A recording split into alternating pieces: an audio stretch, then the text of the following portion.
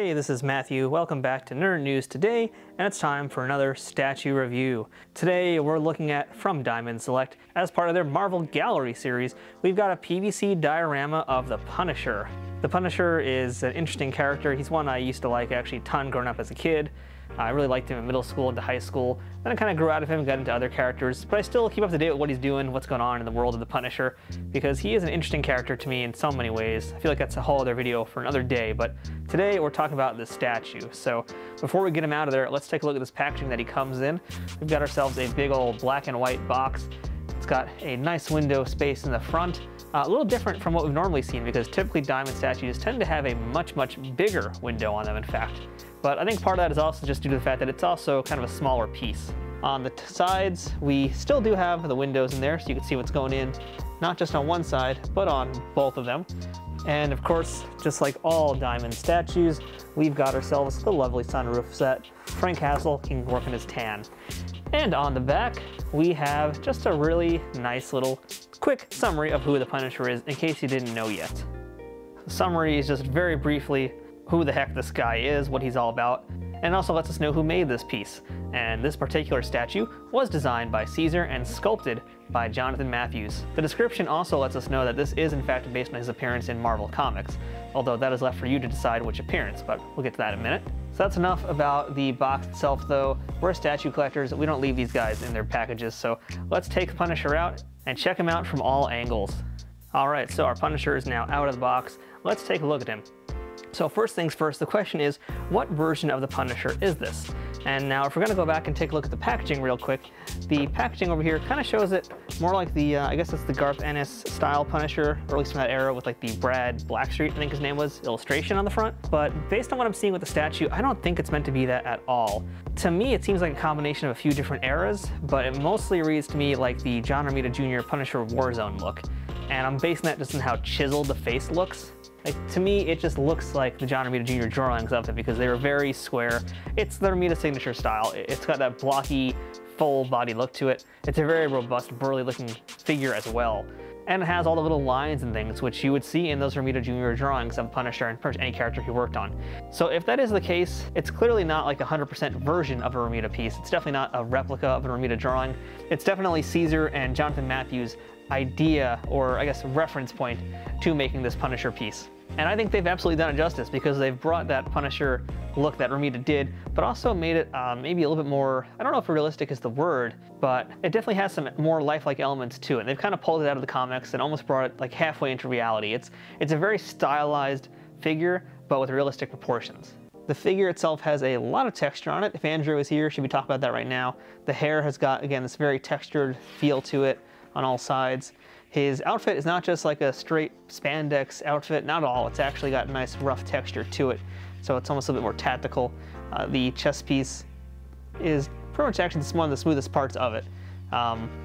The gloves, of course, you can feel all that texture, that line work. This is a very dirty outfit. It's seen some combat, and that clearly shows in this piece. And, you know, if we're gonna talk about texture, I feel like we never ever talk about texture in faces because that's not a thing, but with the Punisher here, I mean, for our visually impaired fans who enjoy statues on a more tactile level, this is a real joy to actually be touching. I know it's a weird thing to say for a lot of folks, but really texture also affects just the visual elements of this toy.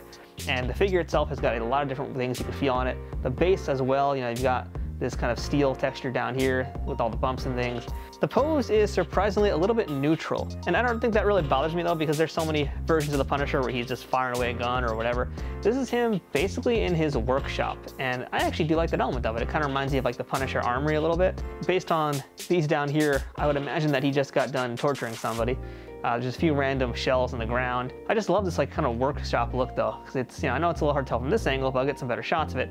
But there's basically just like tools behind him. He's got a hammer, he's got some wires, there's a knife there, there's a bunch of notes on a wall, and you can see again from the back, even more notes there as well. So this is where he does his thinking. This is where he does some of his work behind the scenes before he goes out there and starts blowing up criminals. What's especially interesting to me is what the Punisher's holding in his hand. You know, he's got one hand open that's almost like he may have been holding a gun at some point, and they just got rid of that. But in his left hand, he's holding a towel, basically a small little towel, which means to me maybe he just cleaned up whatever it was that he just did. You know, I feel like there's a little bit more story to the statue than we're getting from the designers, but I guess that's up to us to kind of fill in the blanks also. On one shoulder over here, you can see he's got some grenades, a little pouch because 90s, and on the back we've got this very large, very nicely sculpted shotgun too. On one leg you can see a knife over there sheathed, and on the other side we've got a pistol in a holster. And I don't really think this is even meant to be an actual gun necessarily, because it's pretty thin, but it gives the effect and the illusion of the gun. So, you know, it doesn't need to be completely accurate, because again, this is clearly meant to be a very stylized, comic-esque version of the Punisher. Color-wise, it is fairly simple. It's all kind of in the same tones, basically, and that's essentially a dark, very limited kind of tone. It's meant to be a very dark, foreboding piece tonally.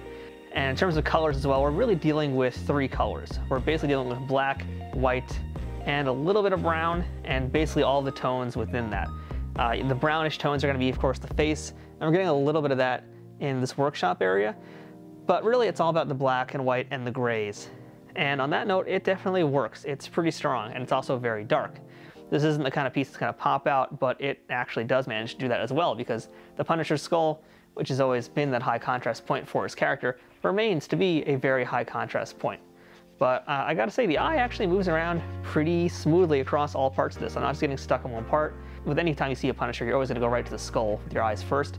But all the stuff, the boots, the bandolier on his leg, whatever, the gloves, they all lead you down to the base area, and it kind of leads you back up. You know, you go from kind of here to there. So visually, it's actually a very strong piece for one that looks very simple and almost, you would think, boring at first, but no, there's actually a ton going on with this piece. Now the question is, does it look good with all of these things? Well, you know, number one, I gotta say, if you're not a fan of Romita Jr.'s work, you're not gonna like that likeness, you're not gonna like that face. And even for me, the face is actually a little bit off-putting. You know, it's kind of like Charles Bronson, if Charles Bronson was carved as like one of those cigar store Native American statues that you see at a lot of older places, you know? So on that note, you know, it's a little rough. It almost looks kind of unfinished, but that also works with it because, you know, again, the hair also has this kind of rough texture. So, you know, it's interesting because if you like photorealistic pieces, you are not gonna like this. If you want something a little bit more stylized, I think you'll be totally down for it. And I'd say that the thing with what we've seen with the majority of these PVC figure statues is typically they tend to lean more on realistic side, or with like slight cartoonish elements. Typically that comes more with the female characters. But with most of the male characters I've seen in the Diamond statues, they tend to be, again, just more realistic. And you can see we've got more realistic human proportions for the Punisher, but the head is like, it's almost entirely different, really. But I do still think that it works. You know, you got the barrel-chested Punisher. It is kind of like almost Frank Miller-y too, you know. It definitely has that Romita Miller feel to it. Thick, big lines, visually just a very striking piece. But it's got to be the right kind of person that owns this. So I don't think this is going to be the Punisher for everyone. That's unfortunate because it is actually a really cool, interesting, unique take on a character who's been done plenty of times in the same pose again and again. And here's one it's actually kind of different, and I think it's really worth adding to your collection, to be honest. If you're a Punisher fan, it really stands out nicely. Another good thing I like about it too is that it feels a little bit more compact and a little bit smaller than others we've looked at. Maybe it is, maybe it isn't, I don't quite know. But, you know, in terms of the size of this guy, I mean, it's not that big at all. And just for comparison's sake, you see what I mean if you take a look at this Bruce Lee statue, which is also by Diamond, as I nudge the Punisher off. You can see how much bigger Bruce Lee is. And, you know, we've looked at, of course, plenty of other statues on this channel here. And while I can't bring them all out to do size comparisons, I can definitely say that Punisher is smaller than probably all of them. Maybe the exception being a few female characters, but he is a little undersized. Is that good or bad? Again, that is up to the collector. I actually think this is a perfect size. And that's especially if you're a collector who doesn't normally get statues. It's a very, very good piece for just somebody who really likes the Punisher. Like, this would look great on a bookcase as well, and I think it would also fit on a bookcase, which you really can't do with most other Diamond statues because they tend to be so much larger and bigger. But this guy here is actually a really good size. I like the scale. I didn't think I was gonna like it, but now that I'm actually looking at him out of the packaging, I am surprisingly very much into it. So overall, I have to say that, again, I kind of judged the book a little bit by its cover. When I first saw it in the packaging, I was definitely not too interested in this piece. I was absolutely underwhelmed. But now, seeing him out of there, loose on the stand in front of me, it's a total victory. This is a knockout piece. And it's also just kind of nice because it's a very different looking Punisher. I don't just mean the face being different, but even just this more neutral stance. I kind of like that it's not just him going crazy. It's almost him maybe being a little bit more thoughtful. There's a lot you could really project onto this type of statue because of that blank face, and there's a lot you can do with it. So I think it's actually a very good, successful piece here as a work of art as well as a collectible. So if you're a Punisher fan, get this one before he gets you. If you do like this piece, you can use our Amazon affiliate links in the description below to support our channel at no extra cost to you. There's also a few other statues down there that I've liked and that I've reviewed before, so I definitely think they're worth checking out. So this is Matthew from Nerd News Today. That's our look at the Diamond Select Marvel Gallery PVC figure of the Punisher. Hope you enjoyed watching this review, and we'll see you guys next time with all the other fun stuff that we do on Nerd News Today.